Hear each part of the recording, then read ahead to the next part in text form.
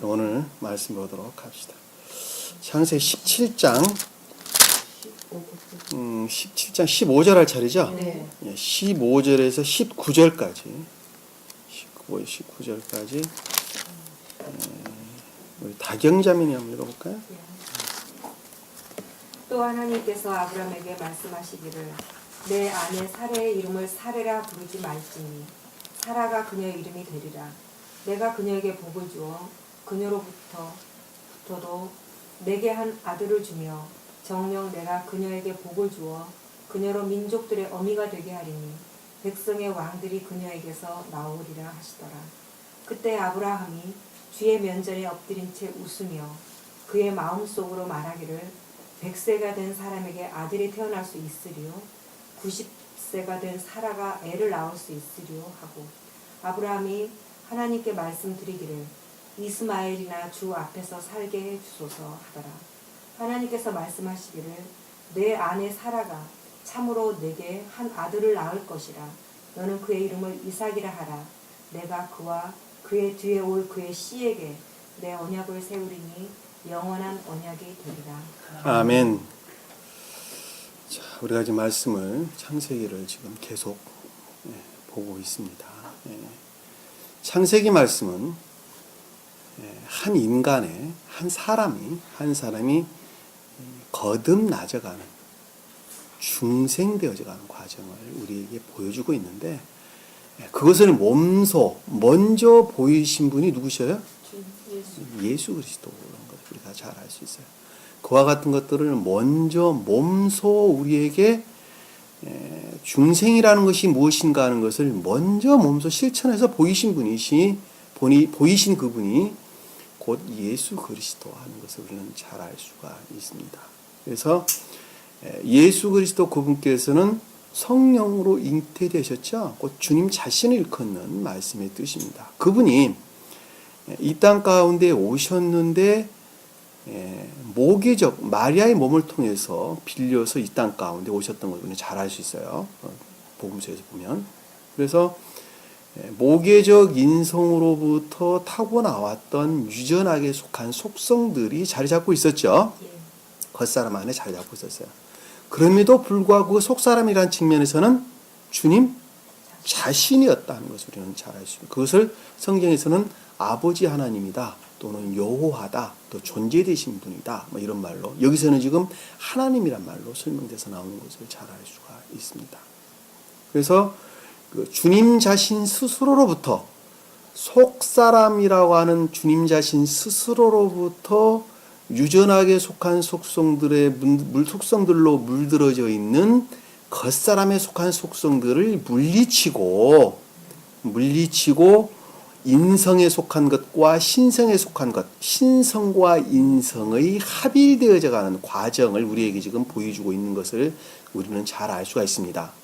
예전에 제가 몇 번 설명을 드렸습니다만 이 선이라는 측면에서 천적인 선이라는 측면에서는 아브라함으로 표정돼서 우리에게 보여주고 있는 것이고 영적인 선이라는 측면에서는 이삭이라는 사람을 통해서 이삭이라고 하는 표정적인 인물을 통해서 역사적인 인물이에요. 그럼에도 불구하고 그 표정적인 인물을 통해서 영적이라는 측면에서 우리에게 보여주고 있고 그리고 자연적인 측면에서 자연적인 영적인 측면에서는 야곱이라는 사람을 통해서 우리에게 보여주고 있는 것이다. 이것이 곧 세계예요. 세계. 목적원인 결과라는 측면에서 곧 하나를 가리키는 말씀, 주님 자신을 가리키는 말씀의 뜻이다 하는 것을 우리는 잘 알 수가 있습니다. 자, 그 가운데 우리가 지금 배우고 있는 것은 천적인 사람, 곧 천적인 선의 측면에서 그러면 어떻게 해서 주님께서는 모계적 인성을 버리시고 모계적인 것으로부터 물려받았던 인간적인 속성들을 버리고 인간적인 속성들을 물리치고 신성과 하나가 되느냐 하는 과정을 우리 지금 보여주고 있는 것이라는 것을 잘 알 수가 있습니다. 그것은 동물과 구별되는 처음에 합리적인 것들이 나타났고 그 합리적인 것으로부터 말씀을 깨닫고 이해하는 초기 합리적인 것들이 나타났죠. 네. 자, 그것이 이스마엘로 설명돼서 나오십니다. 이스마엘이 나서 그것이 장차 성장을 했어요. 초기 합리적, 그 초기 합리적인 것들은 어디서부터 비롯된 것이죠? 감관적인 속성으로부터. 그 뿌리가 감관으로부터 비롯된 것들이에요. 그 뿌리가 감관으로부터 비롯된 것들로부터 말씀을 깨닫고 이해하는 것으로부터, 또 내적으로나 외적으로 성장하는 것으로부터 사람이 거듭남, 중생의 지점까지 이렇게 고양됐죠. 자, 고양되어져서 중생을 하고 나면 말씀을 깨닫고 이해하는 것이 감관으로부터 비롯되는 것이 아니라 온전히 주님으로만 말미암아 말씀을 깨닫고 이해하게 되는 상태로 바뀌는 거예요. 자, 그것을 신령 합리적 진리다 이렇게 설명을 하는 것입니다. 그 자가 뒤에서 설명돼서 나올 이삭을 가리키는 말씀의 뜻이라는 것. 아시겠죠? 그럼 여기서는 지금 아브라함이 존재되신 자기 자신 스스로로부터 지금 생각을 하고 있는 것인데, 인간의 속성을 지졌던 예수 그리스도 그분께서 자기 자신 스스로가 영화되기 직전에 영화되고 난 다음의 상태에 대해서 지금 생각하고 있는 거죠. 생각하고 있는 거예요. 그래서 아브라함을 아브라함이라고 바꿔라. 자, 사례를 사라라고 바꿔라. 자, 아브라함은 인성이 내재되어 있는, 인성이 같이 포함되어 있는 주님 자신을 일컫는 말씀이 뜻이에요. 영화되기 직전에. 그리고 신성화됐을 때, 인성과 신성이 합일돼 하나가 됐을 때, 사람으로 보면 온전히 중생될 때를 가리키는 말씀이 뜻이에요. 같은 말씀의 뜻이에요. 때를 아브라함이라고 하라. 이 함이라고 하는 단어는 제가 설명드렸어요. 히브리에서 해라고 하는 단어가 들어간다고. 해는 숨구멍, 주님의 생명을 가리키는 말씀의 뜻이에요. 그 자가 영어로 보면 H자, 히읗자 발음 나는 H자로 포함이 돼서 뒤에 아브라함 H자가 다 붙는 거예요. 사례도 마찬가지. 사라하라고 하라는 말씀 뜻이, 사라가 사라하예요. 원래 정확한 이름. 사라흐, 정확한 발음은 사라흐입니다. 사라흐. 그 발음 이제 빼버리고 좀 사라는 말을 좀 설명해 주는 거예요. 사라도 H자가 붙는 것인데, 진리가 뭐로 됐어요? 신령 진리로 바뀐 거죠. 신령 진리라는 것은 선을 포함한 진리를 가리키는 말씀입니다. 선이 내재한 진리를 신령 진리 그러는 거예요. 그러니까 생명을 잉태한 진리를 가리키는 말씀의 뜻이라는 거. 그것이 무엇으로부터 이루어졌어요? 주님으로 말미암는 총명적 진리로부터, 사례로부터 이루어졌다는 걸 잘 알 수 있어요. 사례로부터. 그럼 사례가 위까? 사라가 위까? 사라가 훨씬 등처럼 훨씬 위에 있는 거예요. 그럼 이삭이 높을까? 사례가 높을까? 이삭하고 사대? 이삭이 높죠. 자, 이삭이 높아요. 이삭은 총명적 진리를 가리키는 말인데, 총명적 진리는 합리적인 것 아래에 있는 것입니다. 다시 말하면 합리적인 것들을 담는 그릇이에요. 그릇. 예? 사례가 높은 것이 아니라 이삭이 높아요. 등처럼 훨씬 높은 거예요. 자, 우리 보면, 자, 총명이다 또는 합리적이라는 말이 등장을 하게 되는데, 그 말이 어떻게 다릅니까? 총명은 주님께서 주신, 그냥 보편적으로 생각을 해보세요. 네. 총명이라는 말이 무슨 뜻이에요? 총명은 주님께서 주신 지혜이고, 합리적인 것은 내가 어떤 것을 내 스스로로부터 어떤 것을 비교해가지고 느끼는 자, 지혜. 총명이라고 하는 것은 우리가 총명적 진리란 말, 그리고 총명이란 말은 구분해서 우리가 보통 쓰는데, 총명적 진리라는 것은 진리에 속한 총명, 이 사례로 일컫는 주님으로 말미암는 총명을 가리키는 총명적 진리라는 말이에요. 그러니까 총명, 인텔리전스 맞아요? 영어 단어가? 네. 인텔리전스라는 단어를 쓰는데, 그 단어가 총명이라는 것은 사람이 나면서부터 지식을 통해서 또는 경험을 통해서 갖가지 것들로부터 또 배움을 통해서 여러 가지 것들로부터 내 안에 생긴 그 어떤 것들이 있겠죠. 네. 그것들로부터 생각하는 능력을 가리켜서 총명 그러는 거예요. 네? 생각하는 능력이에요, 그것이. 근데 그 어떤 것이다고 생각하는 그 능력을 가리키는 말씀이 뜻인데, 그 생각하는 능력이 주님으로 말미암는 것을 가리켜서 총명적 진리다, 진리에서 비롯된 총명이다, 이렇게 이야기하는 거예요. 예? 그러니까 그럼 합리적이란 말은 무슨 뜻이에요? 레셔널맨이라든 합리적이란 말. 자, 합리적이라는 것은 이 총명에서 말미암아 그것이 그렇다라고 아는 지혜를 가리키는 말씀의 뜻이에요. 여러분들 머릿속에 생각을 하세요. 자, 그러니까 이게 지금 보면 자, 총명이라는 말과 합리적이라는 말을 이제 스웨덴보리 사도는 아주 많이 쓰게 되는데 그 말을 구분해서 쓰게 되는 것을 잘 볼 수가 있어요. 이 합리적이라는 말은 총명으로부터 이것이 이것이다라고 아는 지혜를 가리키는 말씀의 뜻이에요. 구분이 되죠? 구분이 되는 거예요. 그러니까 이 총명이라고 하는 것은 합리적인 것들을 담는 그릇이에요. 그릇. 아시겠죠? 예? 그러니까 이 총명적 진리라고 하는 것은 주님을 신령 진리에서 비롯된 것으로부터 어떤 것들을 아는데 능력이 생기는 것이죠. 능력이 생기는 것인데 그 능력 생긴 그것으로부터 이것이 이것이다라고 아는 지혜를 가리키는 것을 합리적인 것이다 이렇게 이야기를 하는 거예요. 아시겠죠? 그 구분을 하세요. 그 굉장히 말이 어려운 말인데 그것을 등체라는 말로 설명이 되고 나오고 또 스웨덴보리는 경우에 따라서 합리적이란 말을 총명적인 사람이다 또는 합리적인 사람 말로 같이 혼용해서 쓰는 경우를 쉽게 볼 수 있는데 우리가 보기에 혼용해서 쓴 것이고 스웨덴보리 사도는 분명히 구분해서 쓰는 거예요. 왜? 읽는 사람이 그 구분이 잘 안 가니까 그냥 한꺼번에 섞어서 쓰는 거예요. 이해가 되시죠? 책을 보는 사람이 합리적이라는 사람 말과 총명적이라는 사람 말을 구분을 안 하고 그냥 한꺼번에 이해를 하고 있는데 정확하게 구분을 하면 그렇게 분리가 된다는 걸 잘 알 수가 있단 말입니다. 아직 그러니까 이 총명이라고 하는 단어는 본질적으로 기억지에 속한 것들이 포함되어 있는 내포되어 있는 것들을 의미한다는 것을 잘 알 수가 있어요. 그러니까 여기서 지금 이 아브라함이 아브라함 되는 것은 총명적 진리로만 된 거예요. 총명적 진리로부터 말미암았다는 것을 잘 알 수 있어요. 이 총명적 진리가 기억지에 속한 것들을 내포하고 있는 것인데 그것이 이삭이 낳는 그릇이 된 것이죠. 소위 말하면 주님으로 말미암는 합리적 진리를 낳는 도구로서 사용됐다는 것을 우리는 잘 알 수가 있다 말입니다. 그것이 질서이기 때문에 그러는 거예요.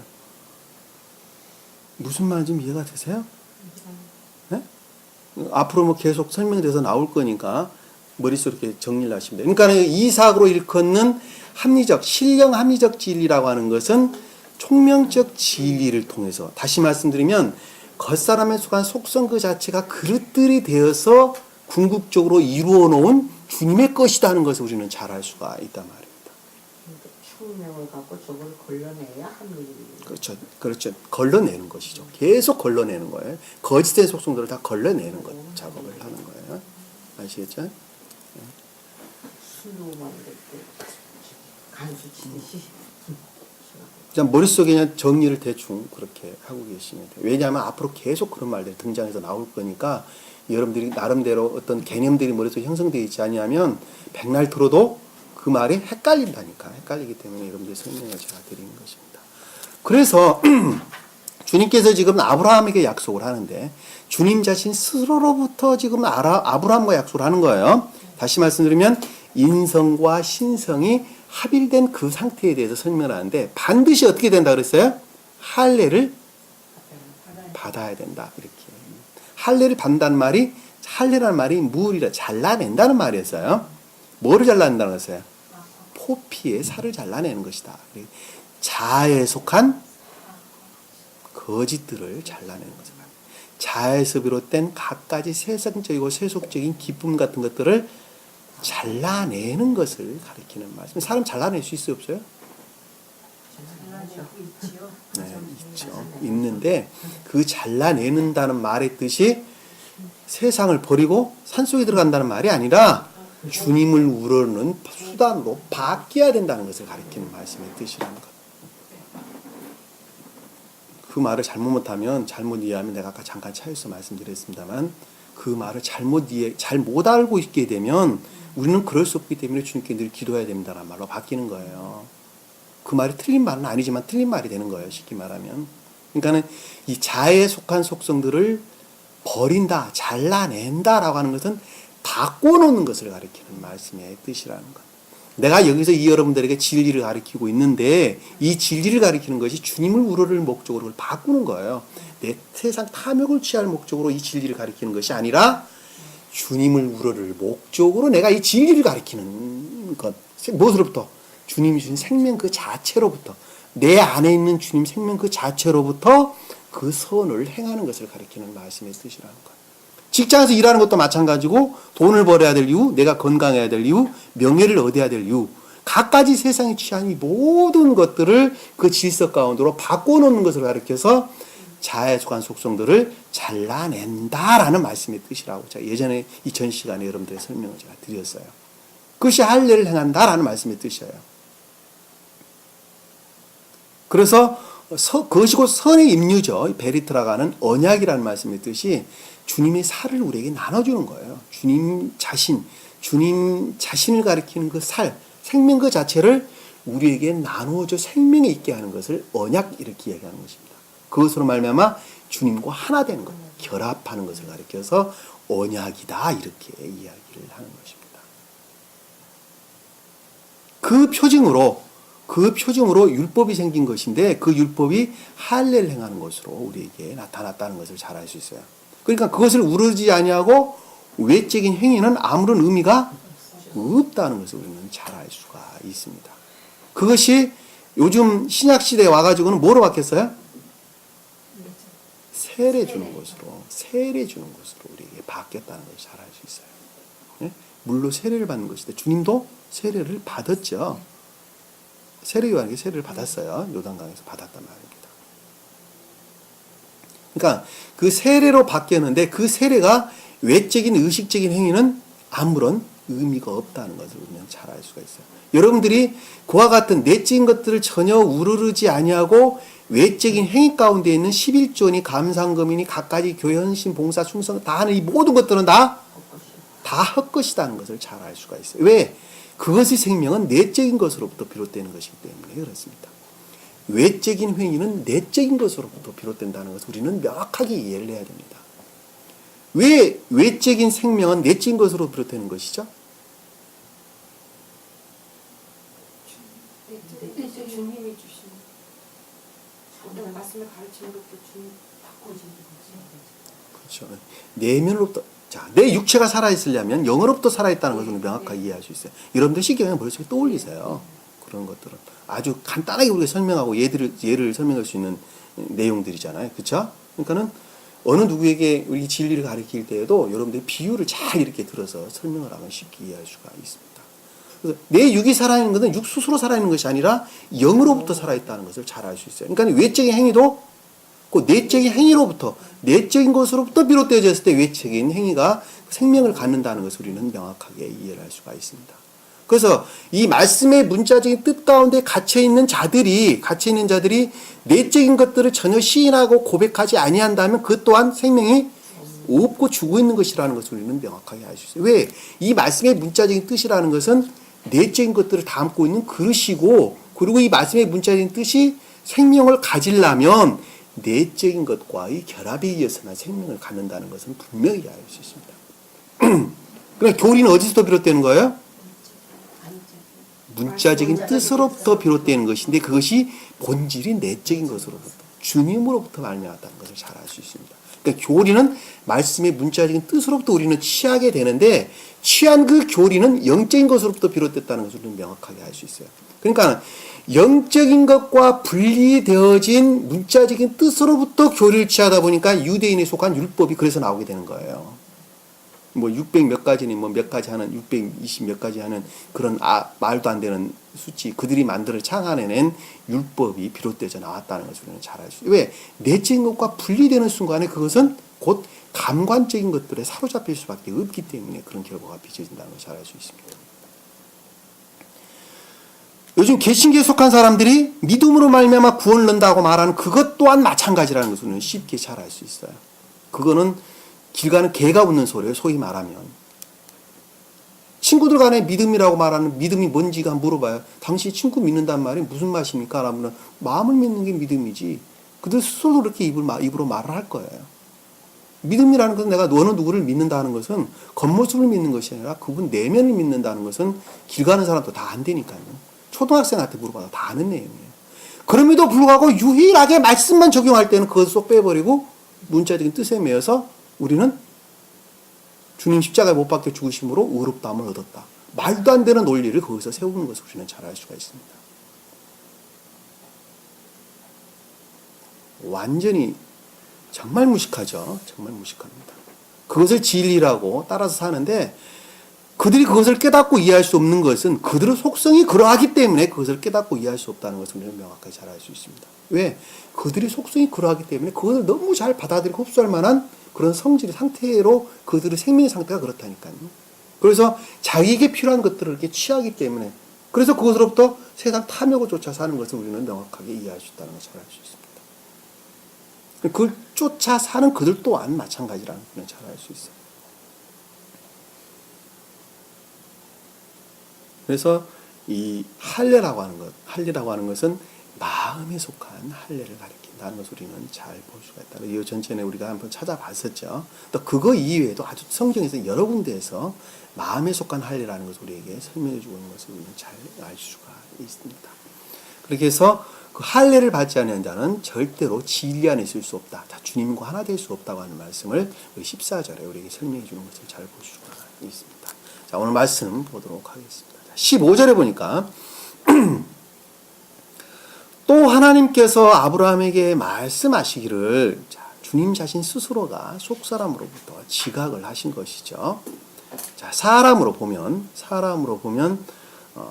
진리로부터 주님으로 말미암아 내적인 지각 가운데, 내적인 생각 가운데 지금 빠져 있는 것을 우리는 잘 알 수가 있어요. 몰입되어 있는 상태인 것을 우리는 잘 알 수가 있습니다. 주님 자신 스스로가 지금 지각을 하기를 내 아내 사레의 이름을 사레라 부르지 말고 사라가 그녀의 이름이 되리라 이렇게 말씀하시는데 이 사레라고 하는 것은 총명적 진리를 가리킨다고 제가 아까 설명을 드렸어요. 이 총명적 진리로부터 우리는 주님을 만나게 된다. 이 총명적 진리는 선과 결합된 진리가 아니라 선을 우러르는 진리라는 거예요. 아시겠죠? 네. 이걸 번역자는 이 책을 지금 스베덴보리 사도 이 책을 번역한 번역자는 선과 결합된 진리다 이렇게 번역을 했어요. 이 선과 결합된 진리가 아니라 선을 우러르는 선과 결합될 수 있는 진리 이걸 갖다가 이 살이라는 말로 설명되어 있다는 것을 우리가 잘 알 수가 있습니다. 이것도 예전에 제가 설명을 한번 드렸어요.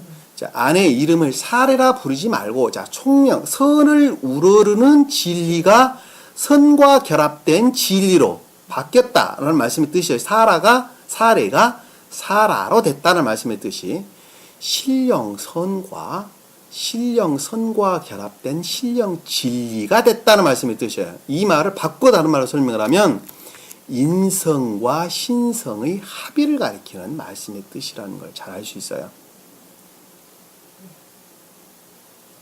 그녀의 이름이 되리라 이렇게 설명하고 되는 것입니다. 그러니까 여기서 지금 인성이 신령 인간이 된 거예요. 아셨죠?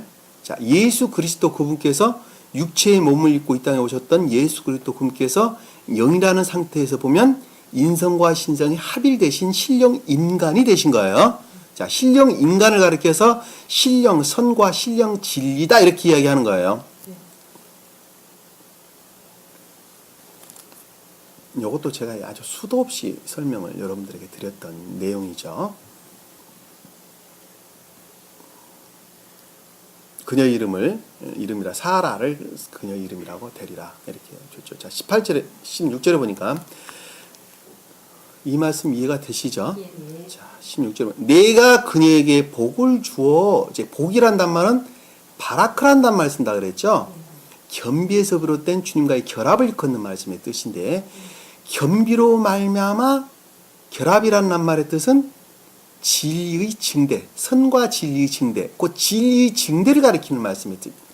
풍만하게 풍성하게 성장하는 진리의 증대를 가리키는 말씀의 뜻이라는 것 잘 알 수 있어요. 아시겠죠? 예. 그 여러 가지 의미로 우리가 전체적인 흐름으로 쭉 보면 영화에 대한 설명을 지금 우리에게 주고 있는 것이고 영화하신 그 주님으로 말미암아 교회에 속한 자가 교회를 이룰 곳이라는 것. 다시 말하면 중생, 영원한 생명을 가질 거라는 말씀에 우리에게 설명을 주고 있기 때문에 이 복이라고 하는 단어가 주님, 겸비에 속한 주님께 결합을 가리키는 말씀이 뜻인데 그 말씀이 곧 진리의 징대를 일컫는다는 것을 잘 알 수 있단 말입니다. 복이라는 단어가. 아시겠죠? 왜? 사례라는 말로 설명돼서 나오기 때문에 사례는 신령 진리로서 주님을 가리키기 때문에 그것으로 막 결합은 진리의 징대를 일컫는다는 것을 우리는 잘 알 수가 있단 말입니다. 주어 그녀로부터 내게 한 아들을 주며 자 신령 진리로부터 비롯된 진리가 나온다는 말씀의 뜻이죠. 아들은 진리를 가리키는 말씀의 뜻입니다. 벤이라는 말씀입니다. 히브리어로.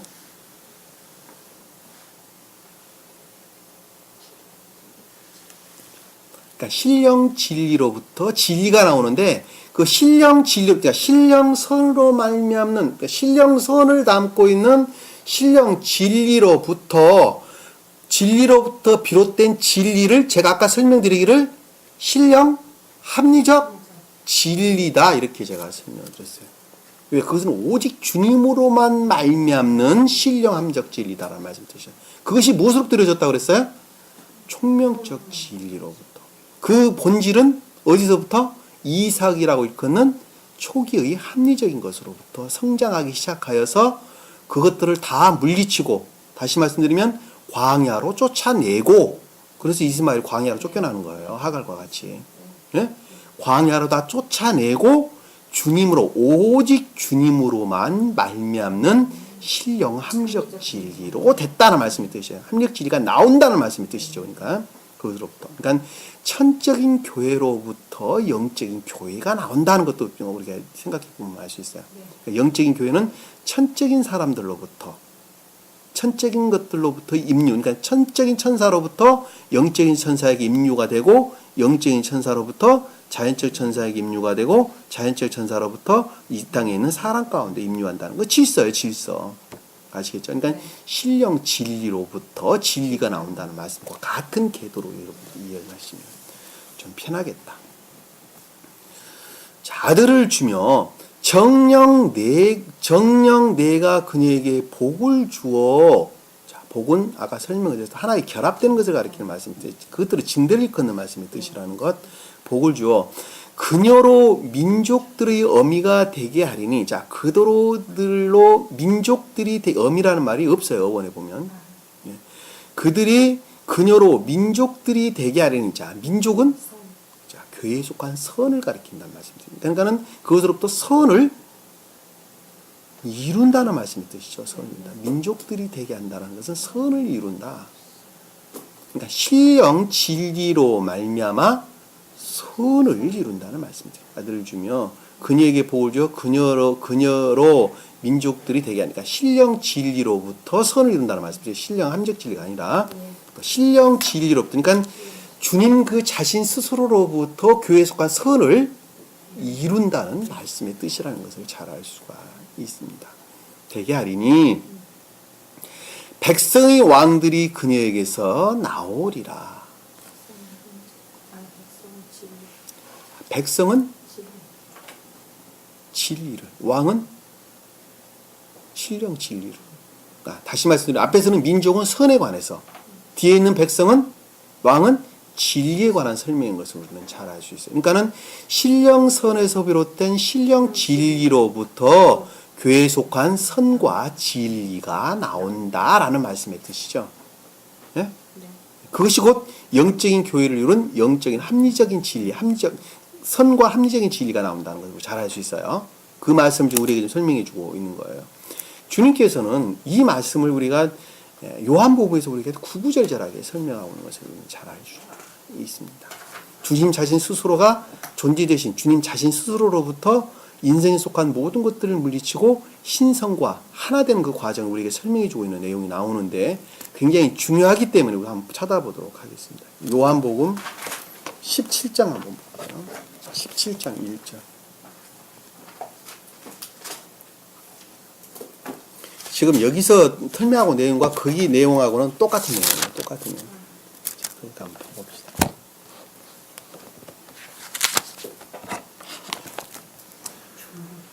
자, 중보기도 내용이 지금 나오는데, 자, 요한복음 17장 1절에서 5절까지 우리 영은자매님 한번 읽어봅시다. 주께서 이러한 말씀들을 하시고 눈을 들어 하늘을 보시며 말씀하시기를 아버지시여 그 시간이 왔나이다. 아버지의 아들을 영화롭게 하셔서 아들도 아버지를 영화롭게 하게 하옵소서. 아버지께서 아들에게 모든 육체 위에 권세를 주신 것은 아들에게 주신 모든 사람에게 영생을 주게 하려 하심입니다. 영생은 이것이니 곧 사람들이 유일하시고 참 하나님이신 아버지와 아버지께서 보내신 예수 그리스도를 아는 것이옵니다. 내가 땅에서 아버지를 영화롭게 하였으며 아버지께서 내게 하라고 주신 그 일을 완성하였나이다. 오 아버지시여 세상이 있기 전에 내가 아버지와 함께 갖고 있던 그 영광으로 이제 나를 아버지와 함께 영화롭게 하여 주옵소서. 아멘. 자, 아멘. 자, 여기 보면 여기 지금 시간이 왔나이다 라는 말로 지금 때를 일컫는 말씀을 우리에게 설명해 주고 있는 것이죠. 예. 자, 예수 그리스도 인성이신 인성의 몸이신 우리와 별반 다를 것 없는 똑같은 육체를 지니고 계시던 주님께서 영이라고 하는 측면에서 신성과 인성이 합일되는 직전의 상태인 것을 우리는 잘 알 수가 있어요. 아버지여 그 시간이 왔나이다 라는 말씀의 뜻이에요. 그 뜻이. 그리고 앞에서는 지금 16장에서는 뭐라고 설명을 하고 있냐면 보혜사 성령이 너에게 올 것이다. 그리고 그들이 그 너희들을 가리킬 것이다 라는 말을 우리에게 지금 설명해 주고 있는 것을 잘 알 수 있어요. 내가 가게 되면 신약의 말씀을 주겠다는 말, 그리고 내가 죽고 다시 부활하겠다는 말을 우리에게 설명해 주고 있는 것을 잘 알 수 있습니다. 그리고 그 이외에 구구절절한 내용 우리에게 지금 설명해 주고 있는 것을 잘 알 수 있어요. 제자들을 통해서 가리키고. 그리고 지금 이제는 내가 소위 말하면 육체로 보면 죽음의 때죠. 십자가에 못 박히는 죽음의 때를 가리키나 영으로 보면 인성과 신성의 합일되시는 과정, 한 사람으로 보면 중생을 가리키는 낱말의 뜻이라는 걸 잘 알 수가 있어요. 그 직전의 상태인 것을 우리는 잘 알 수가 있어요. 그 말을 한번 우리가 한번 살펴보도록 하겠습니다. 아버지여 그 시간이 왔나이다. 아버지는 주님 자신 속사람을 일컫는 말씀의 뜻이라는, 우리 지금 창세기에서는 하나님이란 말로 등장을 하고 있습니다. 우리가 지금 배우는 장에서는 지금 우리가 지금 배운 17장에서는 그 설명을 하고 있는 걸 잘 알 수 있습니다. 아버지여 그 시간이 왔나이다. 주님 자신 스스로로부터 인성과 신성이 합일되는 상태에 이르렀다는 말씀의 뜻이죠. 네. 아버지의 아들을 영화롭게 하셔서, 아버지의 아들, 이 아들은 휴오스란 단어를 쓰는데 아버지는 존재, 주님 자신으로 말미암는 진리, 아들은 진리를 긋는 말을 뜻이에요. 진리로부터 영화롭게 하셔서, 이 영화로 가는 것은 독사죠. 동사예요, 동사. 삶이라는 측면, 다시 말해 궁극적인, 가장 외적이고 궁극적인 우리 삶이라는 측면으로부터서 온전히 결합되게 하셔서라는 뜻이에요. 왜? 인생에 속한 것들을 다 벗은 것은 그것을 가리키는 것이기 때문에 그렇습니다. 네? 그동안에는 잘 속한 속성들을 우러르는 마음들이 있었어요. 내가 어떤 선을 행할 때 그것으로부터 내 의를 취하고자 하는 그런 마음들이 조금씩 있었는데, 이제는 그것마저도 완전히 주님을 우러르는 것으로 바뀐 상태를 가리키는 말씀의 뜻이에요. 이 영화라는 말이 주님 자신을 가리킬 때는 명사로서 독사라는 말 씁니다. 영광, 광영, 광희 이런 낱말. 주님 자신의 속성을 가리킬 때는 독사라는 말 쓰고, 이 독사라는 말이 좀 우리나라 말은 이상한데, 독사조라는 말은 동사예요, 동사. 그러니까 삶이라는 측면에서 궁극적으로 주님을 우러르는 상태로 바뀌는 것을 가리키는 말씀을 뜻이라는 거예요. 영화롭게 하셔서 아들도 아버지를 영화롭게 하게 하옵소서. 자, 아들도, 자, 인성이신 주님 그 자신, 그것이 오직 영화롭게 한다는 말은 동사라고 제가 설명해 드렸어요. 영화롭게 한다는 말이 삶이라는 측면으로부터 모든 것들이 주님을 우러르는 상태로 바뀐 것을 가리키는 말씀의 뜻이에요. 그것이 인성과 신성의 합의를 가리키는 말씀의 뜻이라는 거예요. 그러면 한 인간의 중생이라는 말이 무슨 뜻이에요, 그럼? 사람이 중생했다는 말이 무슨 뜻이에요? 주님과의 결합, 이제 온전히 결합. 그러니까 온전히 결합인데 그것이 어디서부터 이루어진다는 말씀 뜻이에요? 어디까지, 어디서부터 궁극적으로 이루어진다는 말씀 뜻이에요? 삶. 그렇죠. 삶으로부터. 삶이라는 측면에서 온전히 주님을 우러르는 수단으로 바뀐 것. 온전한 질서 가운데 회복되어진 것. 그것을 안식일 그러는 거, 안식일. 그것이 안식이란 뜻이에요. 그것이 안식이란 뜻. 그 상태가 중생했다 그러는 거예요. 중생했다. 이렇게 이야기하는 거예요. 네? 그러니까 사람마다 안식이 좀 틀려요.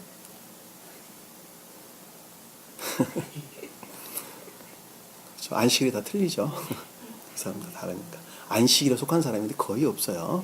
거의 없습니다. 손에 꼽지도 못해요. 5손가락도 안 들어가요. 아버지를 영화롭게 하옵소서. 자, 영화롭게 하게 하옵소서. 자, 2절에 보니까 아버지께서 아들에게 모든 육체 이외의 권세를 주신 것은, 자, 2절에 보면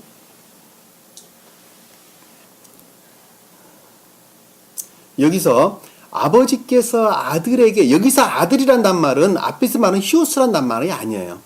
주님 자신을 일컫는 아우토스란 말을 씁니다. 원어를 보면. 그러니까는 아버지께서 존재되신 주님 자신을 가리키는 말씀의 뜻이죠. 속사람 측면에서.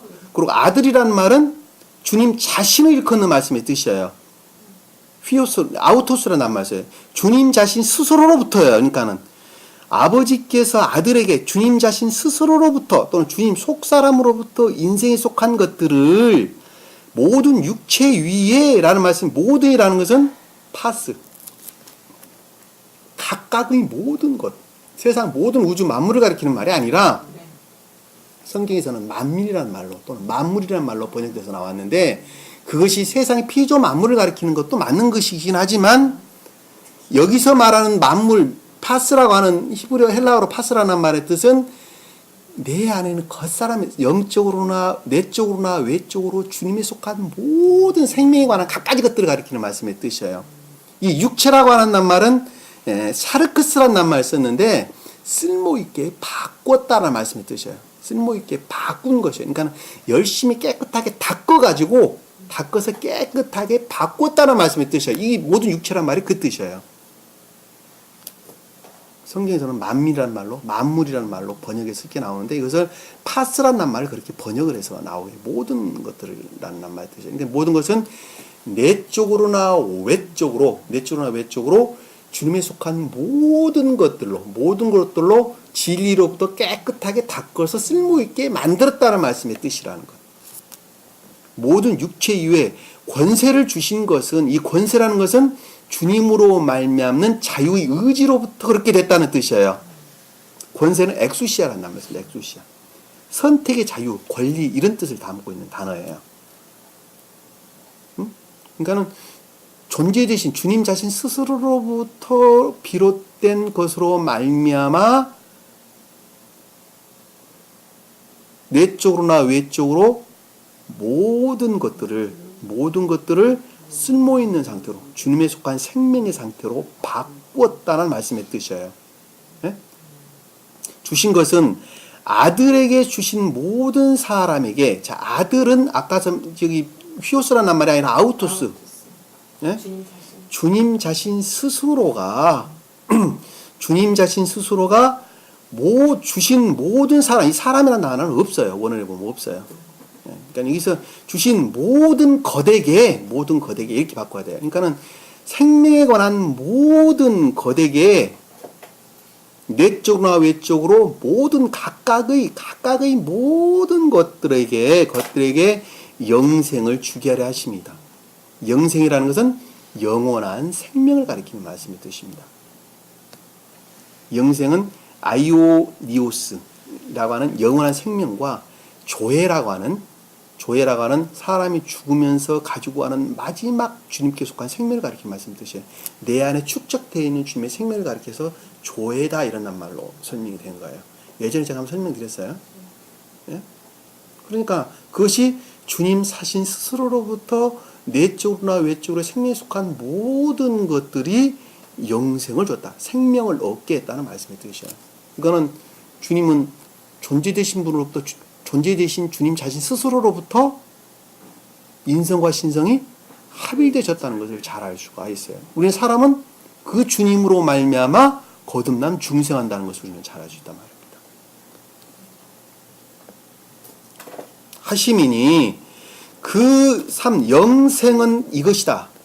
자, 그렇게 해서 생명을 갖는 것, 영원한 생명을 갖는 것이 바로 이것이라는 거예요. 바로 앞에서 설명하고 있는 우리 2절에 설명하고 있는 건 바로 그것이라는 거예요. 근데 그것이 곧 바로 무엇이냐? 그랬더니 유일하게, 이 사람이란 말도 단어 없습니다. 원어에 보면 유일하고 참 하나님이신, 유일한 것은 오직 한 분이라는 말씀의 뜻이죠. 예. 둘도 아니고 하나라는 말씀의 뜻이에요. 참 하나님이라는 것은 신령 진리 측면에서, 아버지라는 것은 신령 선의 측면에서 설명해 주고 있다는 걸 잘 알 수 있어요.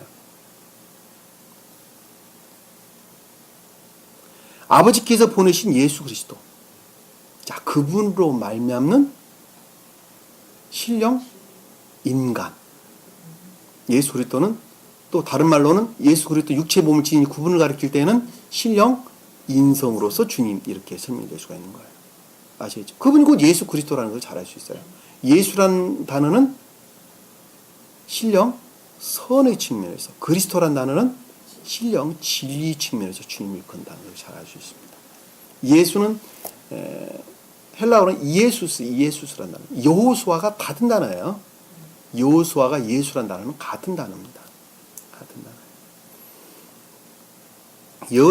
여호수라는 말이 예호바 따라서 야사란 단어인데, 예호바라는 건 지존자, 영원자를 가리키는 말씀의 뜻입니다. 그리고 야사란 단어는 광대하다, 넉넉하다, 풍부하다, 이런 뜻을 담고 있는 단어입니다. 그래서 예수 그리스도라는 단어는, 예수는 신령선, 그리스도는 신령 진리. 자, 기름을 부었다라는 말로서 유래되는, 그리스도는 크리스토스, 기름 부음을 받은 자. 기름은 신령선을 일컫는 말씀의 뜻이라는, 그러니까 신령선으로부터 기름을 부었다, 부음을 받았다는 거예요. 그 쓸모있게 만들었다, 도구로서 사용되다라는 뜻을 담고 있어요. 신령선의 도구로서 신령 진리라는 말씀의 뜻이에요. 쉽게 말하면 이게 클라이오마이라는 말에서 유래된 단어인데, 그러니까 사용하다, 쓰다라는 단어. 그러니까는 선의 도구로서 신령 진리라는 것을 잘 알 수 있어요. 내 육체가 내 영의 도구죠. 네. 그러듯이 이 진리라고 하는 것은 선의 도구라는, 담고 있는 그릇이라고 제가 그동안에 수도 없이 설명을 드렸었어요. 그러니까 여기서 지금 예수 그리스도라 할 때 이 그리스도라는 것은 기름을 부었다라고 하는, 선을 담는, 그래서 선에게 쓸모 있는 도구로서 그리스도라는 말씀의 뜻이에요. 우리는 그 진리로부터 우리는 구원을 받는다는 것을 잘 알 수 있어요. 왜? 사람을 구원하는 도구에, 그것이 사람을 구원하는 도구. 신령 진리가. 아시겠죠? 근데 여기서 지금 우리가 창세기에서 보고 있는 본문의 말씀과 여기하고는 똑같다는 것을 우리는 잘 알 수가 있다는 것을 알 수가 있습니다. 자, 4절 보니까 내가 땅에서 아버지를 영화롭게 하였으며, 자, 여기서 땅은 성경에서는 지금 세상이라는 말로, 또 땅이라는 말로, 갖가지 말로 설명을 주고 있는데, 여기는 씨를 뿌리면 그것으로부터 잎이 나고 줄기가 나고 잎이 나고 열매를 맺을 수 있는 합당한 땅을 가리키는 말씀, 그 교회를 일컫는다는 것을 잘 알 수 있어요. 교회. 이 개라는 단어를 쓰는데, 헬라어로 개라는 단어를 쓰는데, 씨를 받아들이기에 적당한 이런 땅을 가리키는 말씀의 뜻입니다. 내가 땅에서 아버지를 영화롭게 하였으며,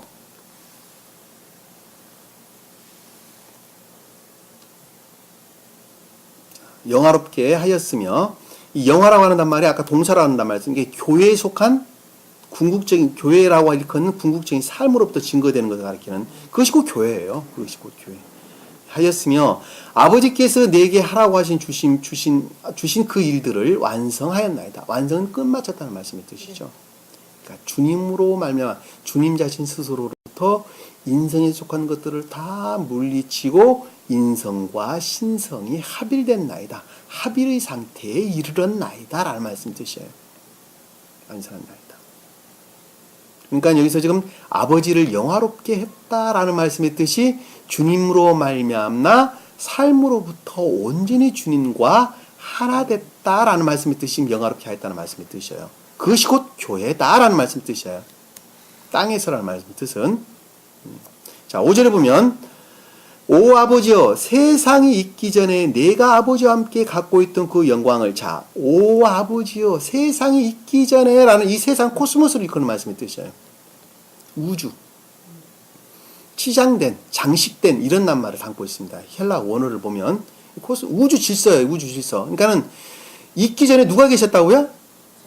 주님이, 예수 그리스도가 창세 코스모스 있기 전에 이미 계셨었대. 그러니까 존재되신 그분이 곧 예수 그리스도라는 것을 명확하게 이해할 수가 있죠. 그분으로 말미암아 코스모스가 만들어진 거예요. 그러니까 내적으로나 자연적으로나 영적으로 모든 것들이 곧 주님으로 말미암아 만들어졌다는 거예요. 천계인 건 거대 인간이라 그랬죠. 그럼 자연계인 건 거대 인간인 거 아닌가? 자연계는 거대 인간의 한 부속. 거대 인간을 완성하기 위한 부속품들이죠. 그게 다 모여서 다 맞는 말씀이에요. 다 맞는 말씀인데 본질적으로 이 우주 모든 만물은 주님 자신이 일컫는 주님의 세포 조직들이에요. 세포 조직들. 세상에 있는 모든 우주 만물들은 다 세포 조직이에요. 세포 조직. 주님을 우러르는 세포 조직들이에요. 아시겠죠? 근데 그 주님을 우러르는 세포 조직들은 주님의 질서 가운데 있는 거예요. 다. 예? 그러니까 동물들, 광물들, 뭐 식물들, 동물들 할 것 없이 다 주님을 우러르는 질서 가운데 있다는 거 잘 아세요. 왜? 그것이 본질이 사랑이기 때문에 그렇습니다. 그냥 주님은 몸을 다 이루고 있는 것들이에요. 궁극적으로 보면 다. 근데 그 중에 유일하게 주님의 몸에 소속되지 않고 알레르기 반응을 일으키는 사람들이 있어요. 그것이 누구예요? 유일하게 알레르기를 일으키는 사람들이 있어요.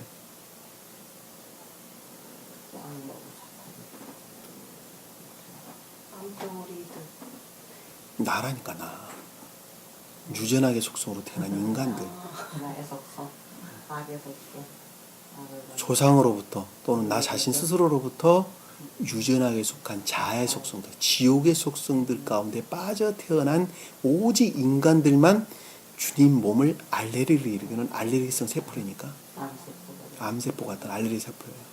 이 알레르기 세포를 주님께 몸에 합당한 세포로, 주님의 몸에 속한 세포들과 잘 어울릴 수 있는 세포로 바꿔주기 위해서 주님께 이 땅에 오신 거예요.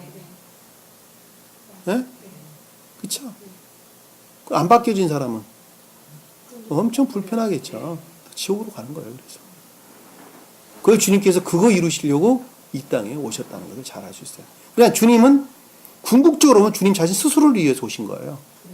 네? 자, 주님 입장에서 보면 주님 자신 스스로로부터 오신 거예요. 왜? 자기 몸을 위해서 주님 자신 스스로 오셨어요. 그러나 사람 입장에서 보면 주님이 우리에게 자비를 베푸신 거라는 것을 명확히 알 수 있어요. 그러니까 암세포 입장에서 보면, 알레르기 세포 입장에서 보면 알레르기 세포가 은혜를 받은 것이죠.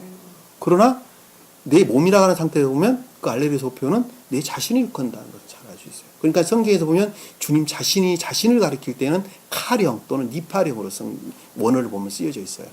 주님 자신 스스로를 위해서, 주님 스스로를 취하기 위해서 그 일을 행하신 것을 우리는 잘 알 수 있습니다.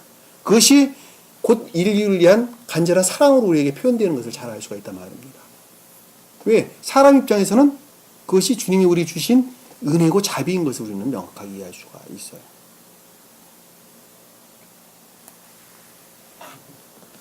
자, 오 아버지께서 세상에 있기 전에 내가 아버지 함께 계셨던 것, 그 영광을, 이 영광은 주님 자신을 일컫는 독사, 광의를 가리키는 명말이었어요. 그 어원이 독사주라는 말을 좀 구분해서 단어를 사용을 했는데, 이 영광은 주님 자신을 일컫는, 영광을 일컫는 신령 진리로 주님 자신을 가리킨다는 걸 잘 알 수 있습니다. 이제 나를 아버지와 함께 영화롭게 하여 주시옵소서. 인성과 신성이 하나 되어 그 영광을 누리게 하여 달라고 지금 주님 자신이 지금 자신 스스로에게 지금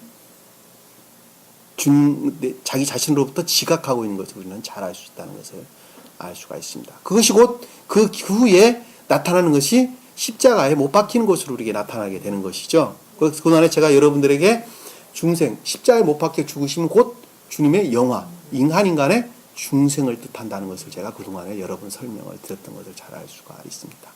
그 이외에도 이 17장 내용은 구구절절하게 굉장히 중요한 말씀들이 굉장히 많이 흘러나오는데 이거 다 볼 수가 없어요.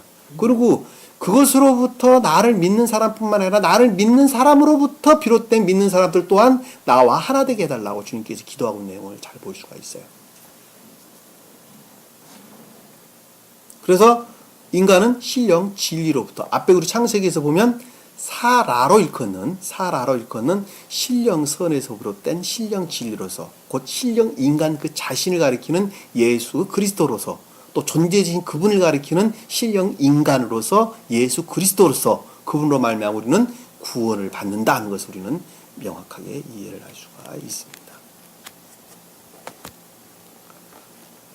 이건 뭐 나중에 더 시간이 없으니까 더 살펴보도록 하고 본문으로 돌아가서 말씀드리도록 합시다.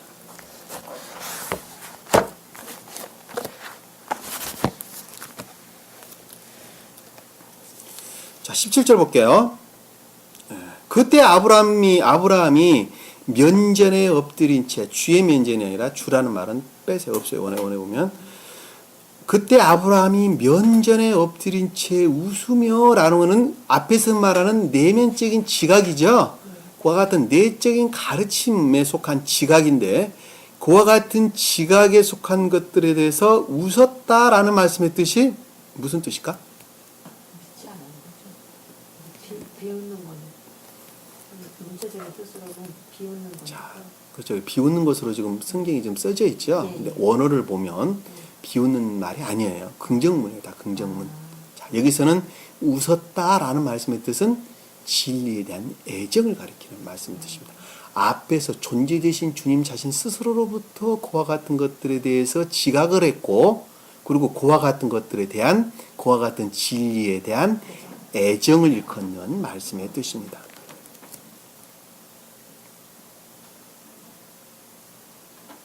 자, 웃으며 그가 마음속으로 말하기를 마음속으로부터 내면적으로 지각하기를 내적으로 지각하기를 백사가 된 사람에게 아들이 태어날 수 있으리오라는 말 때문에 지금 이게 비웃는 것으로 설명이 되는데 이 있으리오라는 말의 뜻이 이것이 무슨 부정문이나 의문문이 아니에요.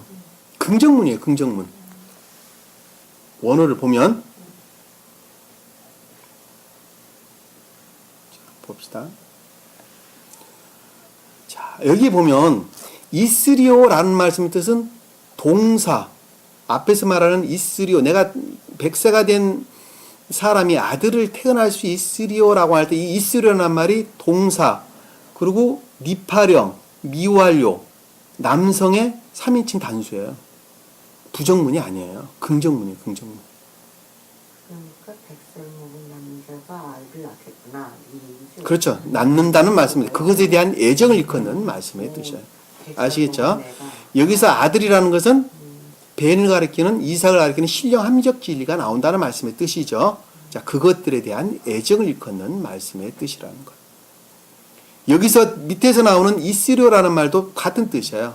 앞에서 말할 때는 이스료라는 니파령인데 니파령이라는 단어가 히브리어 야거표를 보면 문법에 보면 단순 중간태 니파령이에요. 중간태 니파령. 중간태 말하는 것은 주님 자신 스스로를 일컫는, 중간태란 말은 자기 자신 스스로를 위한다는 뜻이에요. 중간태라는 단어가. 수동태란 말, 능동태, 수동태, 중간태 이런 말로 설명이 되어 나오는데 능동태란 말은 잘 알 수 있는 내용들이고 수동태라면 잘 알 수 있겠죠. 이 중간태라는 것은 자기 자신을 위한다는 말의 뜻이에요. 자기 자신을 위해서 그렇게 한다는 말씀의 뜻이에요. 그것을 가리켜서 여기서는 니파령 이렇게 설명이 되는 것입니다. 그리고 카령이 나오는데 카령은 그와 같은 능동적인 상태를 일컫는 말씀의 뜻이에요. 이게 단순 능동태 카령, 단순 중간태 니파령 이렇게 설명이 되는 것입니다. 그 문법에 보면 그것까지 여러분들 알 필요가 없는데 굳이 알 필요 없어요. 알 필요 없는데 혹시 그 공부하신 분들이 계실 것 같아서. 감탄사예요. 백세가 나도 아이를 낳을 수 있구나. 100살 먹은 내가 90살 먹은 우리 사라가 아이를 낳겠구나. 아이를 낳는다, 낳는다라고 하는 감탄사도 아니고 긍정문이에요. 아시죠? 부정문이 아니라는 건 좋아하는 건 아이를 낳다니 낳겠구나. 기뻐하는 것을 뜻하는 것입니다. 자, 사라가 여기서 보면 제 100세 된 이스리오 90세 된 사라가 애를 낳을 수 있다. 애라는 말도 벤 아들을 가리키는 신령 진리. 그러니까 그것은 신령선으로부터 비롯된 신령 진리로부터 함적 진리가 나온다라는 말씀의 뜻이에요. 그 진리에 대한 애정을 일컫는다는 것을 잘 알 수 있는 말씀입니다. 18절에 보면 이 말 17절 잘 알 수 있겠죠? 네, 네. 이거 원어를 보지 않으면 이것이 왜 이렇게 해석이 돼야 되는가 하는 것을 굉장히 의심을 가질 수가 있어요. 근데 원어를 보면 우리가 정확하게 이해할 수가 있습니다. 다시 말씀드리면 이 말을 그냥 퉁쳐서 하나로 설명을 하면 주님 자신 스스로로부터 비롯된 합리적 진리가 나오는 것에 대한 기쁨이라는 뜻을 우리가 쉽게 생각해 볼 수 있어요. 그것이 곧 애정이라는 말로 설명이 되어 있어요. 웃음이라는 말이 곧 애정이라는 말의 뜻이에요. 이삭이라는 말이 웃음이라는 뜻입니다. 원래 자체가. 그러니까 진리에 대한 애정으로부터 말미암는 신령 합리적 진리가 나왔다는 말씀의 뜻이에요. 바꾸어 말하면 그 뜻이에요. 자, 18절에 보면 아브라함이 하나님께 말씀드리기를, 자, 주님 자신 스스로가 또 지각을 지금 했죠. 지각하기를 이스마엘이나 주 앞에서 살게 주옵소서. 자, 여기서 보면 이스마엘이나 주 앞이란 말은 없어요. 본문의 언어를 보면 없습니다. 이스마엘이나 살게 해 주옵소서 라는 말씀의 뜻은, 이스마엘이 뭐였어요? 초기의 합리적 진리로, 다시 말씀드리면 말씀을 깨닫고 이해하는 합리적인 사람들은 모두 다 생명을 갖는다는 말씀의 뜻이죠. 자, 갖는데 그 생명이 곧 신령 합리적 진리가 된다는 거다. 아까 제가 처음에 시작할 때 이런 설명을 드렸었어요. 그러니까 초기의 합리적인 것들이 날로 성장하여 합리적인 것들이 되는 것인데, 그 합리적인 것으로부터 생명을 얻어 구원을 얻는다는 말씀이, 살겠다는 것은 영생을 가리키는 말씀의 뜻이죠. 네. 살겠다는 것은 영생을 가리키는 말씀의 뜻입니다. 그러니까는 그것으로부터 생명을 얻는다, 구원을 받는다라는 말씀의 뜻이라는 거예요. 네. 이해가 되세요? 예. 네. 그러니까 이스마엘이나 살게 하옵소서라는 말씀의 뜻은 합리적인 사람들은 다, 말씀 내적인 것들을 이해하고 깨닫는 합리적인 사람들은 다 영생을 얻는다, 구원을 받는다, 생명을 갖게 된다라는 말씀의 뜻이라는. 그 문장 좀 외적인 뜻으로 보면 그 말이 좀 부정문으로 쓰여져 있는데 그것이 아니라, 그러니까 이 성경을 지금 쓴 사람들이 지극히 감관에 매여서 이 말씀을 지금 기록했다는 것을 우리가 쉽게 이해할 수가 있어요. 영안이 열려 있는 사람이 이 글을 썼단다면 이렇게 쓰지를 않았을 거예요. 근데 지금 문장을 이렇게 설명했다는 것은 그들이 지극히 감관적인 시각에서 말씀을 지금 서술했다는 것을 우리가 잘 알 수 있어요. 그러니까 이게 없는 말들이 계속 들어간 거예요. 왜? 앞뒤 문장을 맞춰야 되니까. 없는 말들이 여기서 뭐 앞에서 보면 민족의 엄이란 말, 어미도 없는 것, 민족 엄이란 말도 집어넣어야 되고, 그 다음에 주 앞에 엎드려 주라는 말도 집어넣어야 되고, 각가지 단어들 가운데서 삽입을 해가지고 그 문장을 구성을 해놓은 것으로 우리는 쉽게 알 수 있단 말입니다. 없는 단어들이 들어가 있다는 것을 쉽게 해서 다 알 수 있어요. 그러니까 문장이 완전히 틀어져가지고 비웃는 말로 우리가 쉽게 이해할 수가 있단 말입니다. 아시겠죠? 18절, 19절. 하나님께서 말씀하시기를, 하나님께서 또 주님께서 지각을 하셨죠. 내적인 지각은. 내 아내 사라가 참으로 내 한 아들을 낳을 것이라 라는 것은, 한 아들을 낳는다 라는 말씀의 뜻은 선을 우러르는 합리적 진리를 가리키는 말씀의 뜻이죠. 이삭으로 일컫는 선을 우러르는 합리적 진리가 나오는데, 그것이 무엇으로부터 비롯된다고요? 사라가, 자, 신령 진리로부터 비롯된다는 말씀의 뜻이죠. 신령 선은 아브라함을 일컫는 말씀의 뜻이에요. 사라는 신령 진리를 가리킨다는 거. 그러니까는 사라가 만다는 말씀의 뜻이 신령 진리로부터 비롯된다는 말씀이에요. 교회에 속한 진리가 낳는데, 그 진리가 낳는 것이 선을 우러르는 진리가 나오는 거예요. 낳는다는 말이 밑에 설명이 돼서 나오는 거예요. 얄라드라는 히브리어로 보면 얄라드. 낳다, 생기다, 맺다, 이런 것. 다시 말씀드리면 선을 우러르는 진리를 가리킨다는 것을 잘 알 수 있어요. 너는 그의 이름을 이삭이라고 알아. 이삭이라는 것은 진리의 애정으로부터 주님으로 말미암는 신령 합리적 진리가 나왔다라는 말씀의 뜻이에요. 그것이 이삭이라는 말씀의 뜻이에요. 예, 이삭은 그 어원이 웃음으로부터 시작됐어요. 웃지 마라, 네가 웃었다는 말씀의 뜻이 진리에 대한 애정을 가리킨다 그랬죠. 내가 좋아서 웃는 거니까. 자, 내가 좋아서 웃잖아요. 뭘 하는데 기뻐서 웃잖아요. 미워서 웃는 사람 있어요? 그건 비웃는 것이죠. 여기서 지금 기뻐서 웃는 것이죠. 그러니까 애정이죠. 진리에 대한 애정으로부터 신령 합리적 진리가 나왔는데, 그것이 곧 이스마엘로 일컫는 초기 합리적인 것들이 진리에 대한 애정으로부터 날로 성장을 해서 주님으로 말미암는 신령함적 진리가 나왔다. 그것을 신령 총명이다. 진리에 속한 총명이다. 이렇게 이야기를 하는 거예요. 아시겠죠? 예, 예. 예? 예.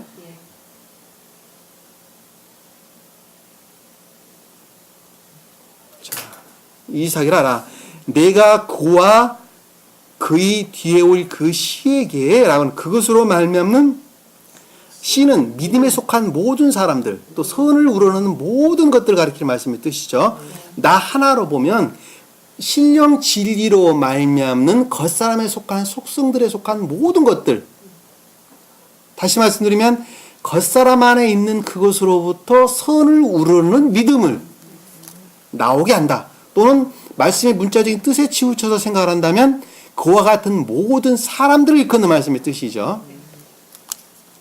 말씀의 문자적인 뜻으로 치우쳐서 해설하면 같은 말이에요. 네. 나 하나로 보면 겉사람에 속한 모든 것들이 그것으로 말미암아 그것을 믿는 선을 우러는 믿음으로부터 생명을 갖는다는 말씀의 뜻이 궁극적인 질서 가운데 놓인다는 걸로 내가 수도 없이 설명을 드렸어요. 그걸 가리키고 문자적인 뜻에 좀 더 치우쳐서 설명을 한다면 그러한 인애를 우러는 믿음에 속한 모든 사람들이 나온다는 말씀의 뜻이라는 걸 잘 알 수 있어요. 생명에 속한 것들이 나온다는 걸 알 수 있어요. 그게 내 씨에게 내 언약을 세우리니, 자, 언약이라는 것은 선을 낳는 것이라 그랬죠? 선을 낳게 그것으로부터 주님과 결합을 하는 것 뜻인데, 이 세운다는 쿰, 거짓들을 대항하여 새로운 것을 세우는 것을 가리키는 말씀 뜻이에요. 거짓들을 대항하여 세우는 것을 가리켜서 세운다라는 말씀의 뜻이에요. 그러니까는 유전하게 속한 속성들을 대적해서 그것들을 물리치고 교회를 세운다. 그것으로 말미암아 내가 너와 결합을 하겠다라는 말씀의 뜻이라는 걸 잘 알 수 있어요. 내 언약을 세우리니 그것이 영원한 생명, 영원한 결합, 주님과의 영원한 언약이 되리라. 그것으로부터 영원한 주님과의 결합, 영생을 얻는다라는 말씀의 뜻이죠. 바꿔 말하면 그 뜻이에요.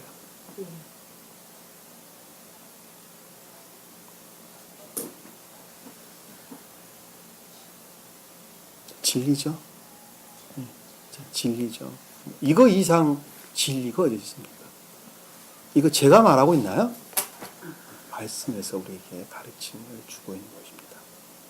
주님께서 저희에게 이 말씀의 가르침을 주신 것입니다. 어느 누구도 주님과 결합된 자는 선으로부터 결합된다는 것을 잘 알 수 있어요. 다시 말씀드리면 궁극적인 삶으로부터 결합된다는 것을 잘 알 수 있어요. 요한복음 가르침이 그래하였고 지금 여기 가르침이 또한 그러하다는 것도 우리는 잘 알 수가 있습니다. 그 자가 주님께 속한 자입니다. 개신교에서 지금 말하고 있는 믿음으로 말미암아 구원을 얻었다라는 말이 틀린 말이 아니고 맞는 말임에도 불구하고 이와 같은 것들을 전혀 알지를 못하기 때문에 틀린 말이 되는 것입니다. 그리고 그들은 주님이 십자가에 못 박혀 죽으신 것으로 우리는 의롭다함을 얻었다. 우리는 제사함을 받았다라고 말도 안 되는 억지 교리를 만들어서 수도 없는 사람들을 지옥으로 우렁텅으로 끌고 가는 것을 우리는 잘 볼 수가 있습니다. 그들은 궁극적으로 주님을 섬기는 자가 아니라 우상을 섬기는 자라는 것을 우리는 잘 알 수가 있습니다. 주님을 섬기는 목적이 그들의 세상 풍요를 위해서 주님을 섬긴다는 것을 잘 알 수 있어요. 왜? 진리에 대한 애정이 있다 한다면 내적인 것들을 우러를 텐데 그러한 애정들이 전혀 없는 것을 우리는 볼 수가 있습니다. 그래서 이 웃음이란 단어가 등장을 그래서 하는 거예요.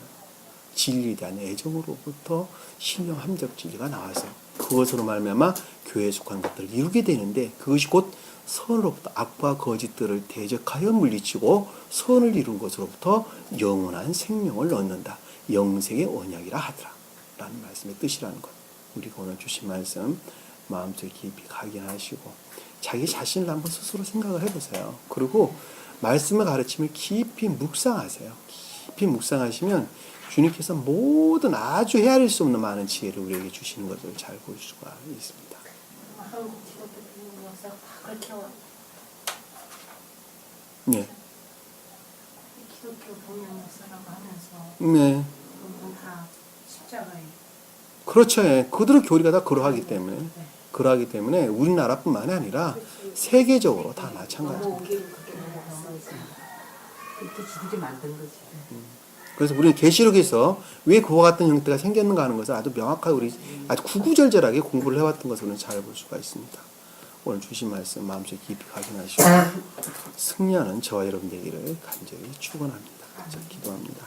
사랑의 주님, 오늘도 주님께서 저에게 너무나도 귀한 말씀을 주셨습니다. 생명이 무엇인가 한번 또 한 번 저희가 마음속에 깊이 각인해 봅니다. 머릿속에 담지 않도록 도와주시고 삶으로부터 궁극적으로 증거될 수 있도록 주님께서 자비를 베풀어 주시옵소서. 남은 시간도 주께서 함께해 주시며 싸우며 예수님 이름으로 기도드립니다. 아멘. 주기도문 합니다. 하늘에 계신 우리 아버지, 이름이 거룩히 여김을 받으시오며 나라의 마옵시며 뜻이 하늘에서 이룬 것 같이 땅에서도 이루어지리라. 오늘날 우리에게 일용할 양식을 주옵시고 우리가 우리에게 죄진 자를 사하여 준 것 같이 우리 죄를 사하여 주옵시고 우리를 시험에 들게 하지 마옵시고 다만 악에서 구하옵소서. 나라와 권세와 영광이 아버지께 영원히 싸움나이다. 아멘.